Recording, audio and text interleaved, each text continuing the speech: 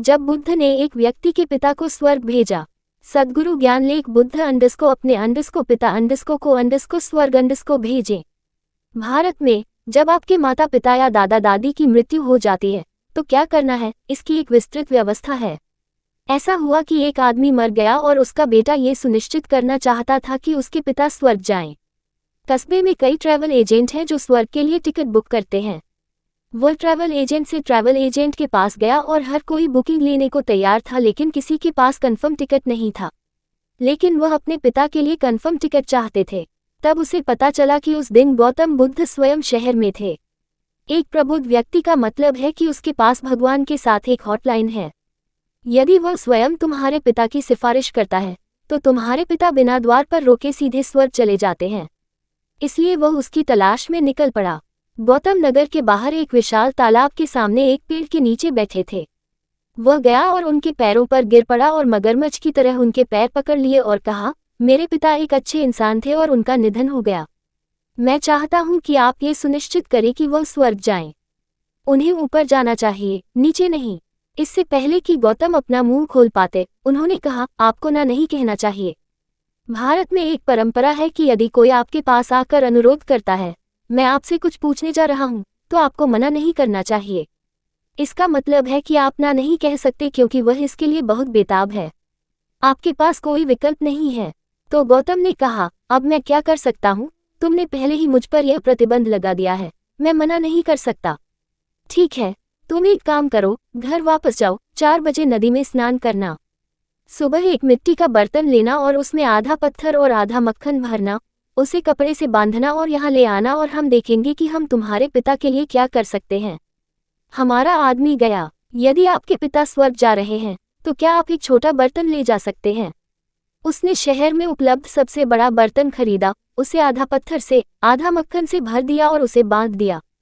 उसने बड़ी कठिनाई से इस भारी बर्तन को उठाया और गौतम के सामने आकर खड़ा हो गया। गौतम ने उसकी ओर देखा और कहा, सरोवर की 3 बार परिक्रमा करके आओ। इसे परिक्रमा कहते हैं। इसके पीछे एक विज्ञान है, लेकिन अब लोग इसे हर चीज के 3 बार चक्कर लगाने की हास्यास्पद हद तक ले जाते हैं।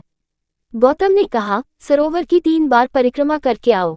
वह आदमी इस भारी बर्तन को लेकर झील के चारों ओर 3 बार चला। जब वह गौतम के सामने आकर खड़ा हुआ तो वह आधा तैयार हो चुका था। गौतम ने उसकी हालत और उसके दृढ़ संकल्प को देखा। उसने उससे कहा, जब तक पानी तुम्हारी छाती तक न आ जाए तब तक पानी में चलते रहो। वह अंदर चला गया। तब गौतम ने कहा, धीरे से बर्तन को अंदर आने दो। घड़ा अंदर जाकर डूब गया। गौतम ने एक मोटी छड़ी उठाए, उसकी ओर फेंकी और कहा, लो छड़ी और अब तुम्हें एक ही झटके में मटका फोड़ना है।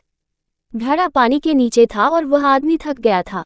इसे एक ही झटके में तोड़ना एक मुश्किल काम है, लेकिन तुम्हारे पिता स्वर्ग जा रहे हैं, क्या तुम हार मान सकते हो? वह वहीं खड़ा रहा और तैयार हो गया। उस आदमी ने उन सभी देवताओं के बारे में सोचा जिन्हें वह जानता था और उसने अपनी सांसें रोक लीं। तब गौतम ने कहा, अगर तुम इसे एक ही झटके में तोड़ोगे तो पत्थर सतह पर आकर तैरने लगेंगे, मक्खन डूब जाएगा। फिर तुम्हारे पिता ने इसे बनाया है। एक ही झटके में मटकी टूट गई और मक्खन ऊपर आ गया। उन्होंने इस बेअदबी को देखा, मक्खन ऊपर आ गया, अब क्या करें? उसने गौतम की ओर देखा। गौतम ने कहा, उन्होंने इसे नहीं बनाया। जब पत्थर आने वाले थे तो मक्खन आ गया और वह आदमी पूरी तरह से निराश हो गया।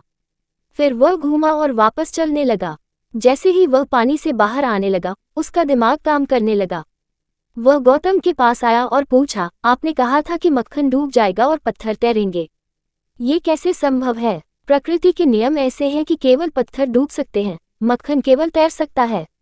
क्या आपने मुझे धोखा दिया? गौतम ने कहा, ओह, अब जब आप प्रकृति के नियमों के बारे में इतना जानते हैं तो समस्या क्या है?